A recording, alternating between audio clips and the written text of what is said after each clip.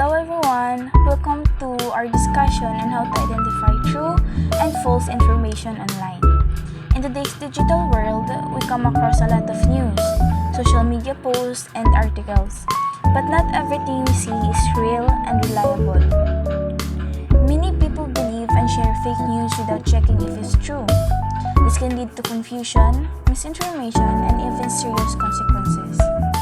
That's why it is important to know how to evaluate online information and be a responsible internet user. In this discussion, we will cover first, how to check if information is true or fake. Second, the dangers of fake news. Third, steps to determine if a source is reliable. And fourth, the SIFT method, a simple way to fact check. And lastly, why is it important to be a responsible internet user? Okay, so let's begin.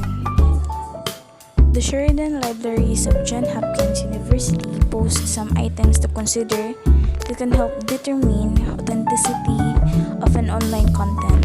Okay, so one of the best ways to check if online content is reliable is by following the guidelines from Johns Hopkins University. They suggest looking at 6 key factors when evaluating information. Okay, so first, location of the source, or where did the information come from? Is it from a reliable or trusted news website or an unknown page?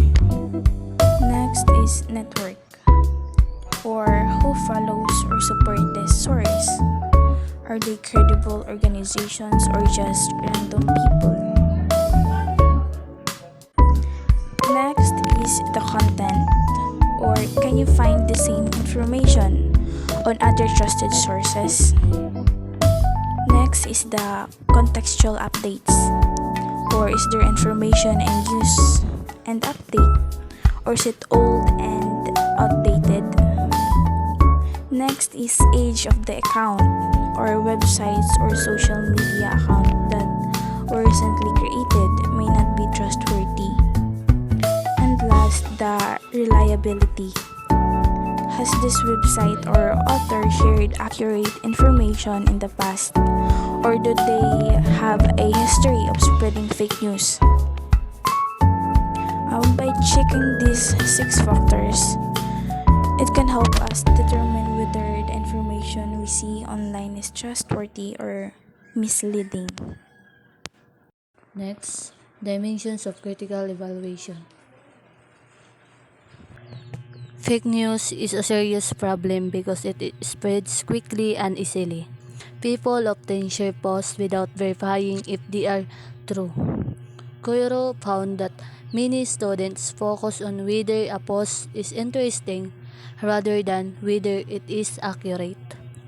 There are 2 types of fake news: misinformation and disinformation. Misinformation: this happens when someone shares false information by accident. They don't mean to spread lies, but they still mislead others. Disinformation: this is when someone intentionally spreads false information to manipulate or trick people. This is often done for political, financial, or personal reasons. When fake news spreads, people start believing lies, and this can affect society in many negative ways. That's why we must be careful about what we believe and share online. Filtering content may be seen as a massive endeavor, but this is not impossible if critical evaluation is done right at the very start by the information user. Koiro present 4 dimensions of critical evaluation. Okay, so the first is the relevance. It is the information's level of importance to a particular purpose or explicitly stated need for that information. Next is accuracy. It is the extent to which information contains factual and updated details that can be verified by consulting alternative and or primary sources. Next is bias perspective. It is the position or slant toward which an author shapes information. Lastly, the reliability. The information's level of trustworthiness based on information about the author and the publishing body. Okay, so let us now discuss the A first step test. Closely related to the queerest dimensions of critical evaluation is Schofield's four-step test. In evaluating content, you'll find this relatable to filtering process as it comes in a synonymous acronym. SIFT. The following material is lifted from Schofield's website, hopgod.us 2019. S stands for stop. The first move is the simplest. Stop reminds you of two things.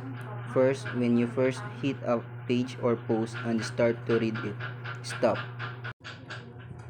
So it means before believing or sharing something, pause and ask, do I know if this is true? Stands for investigate the source. Knowing the expertise and agenda of the source is crucial to your interpretation of what they say. Taking 60 seconds to figure out where media is from before reading will help you decide if this worth your time, and if it is, help you to better understand its significance and trustworthiness. It means check who created the content. Are they expert or just random people? F stands for find trusted coverage. You care about the claim the article is making. You want to know if it is true or false. You want to know if it represents a consensus viewpoint or if it is the subject of much disagreement. It means look for other sources that confirm if the information is true. If only one website is saying it and no trusted sources confirm it, be conscious. T stands for trace claims, quotes, and media back to the original context. Much of what we find on the internet has been stripped of context. Maybe there's a video or a fight between two people with person as the aggressor. But what happened before that? What was clipped out of the video and what stays in? Maybe there's a picture that seems real but the caption could be misleading. Maybe a claim is made about a new medical treatment based on a research finding, but you're not as certain if the cited research paper really said that.